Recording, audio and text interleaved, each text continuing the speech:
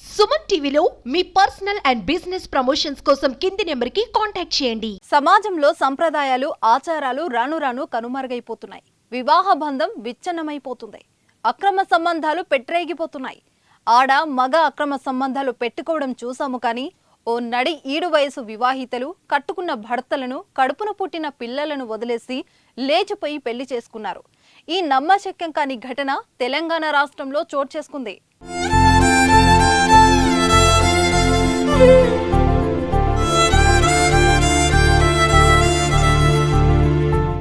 మహబూబాబాద్ జిల్లా కొత్తగూడెం మండలంలోని గోవిందపురం గ్రామానికి చెందిన ఇద్దరు వివాహితలు కొన్నేళ్లుగా ఒకరినొకరు ప్రేమించుకున్నారు.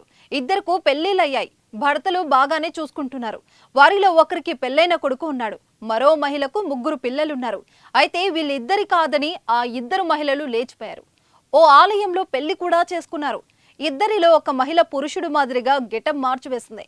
జీన్స్ పాయింట్ టీ షర్ట్ వేసుకుని నిజంగా మగాడిలాగే నమ్మించింది.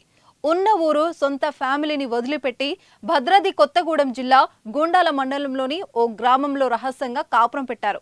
ఊరు వదిలి పారిపోయిన దగ్గర నుంచి కుటుంబ సభ్యులు స్నేహితులు వారిద్దరి కోసం వెతుకుతూనే ఉన్నారు.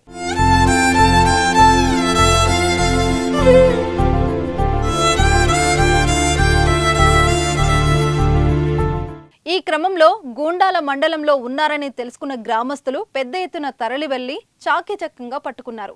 సొంత గ్రామానికి తీసుకొచ్చారు. వచ్చిన తర్వాత కూడా వారిద్దరిలో మార్పు రాకపోయేసరికి పంచాయతీ పెట్టి నచ్చజెప్పే ప్రయత్నం చేశారు పెద్ద మనుషులు.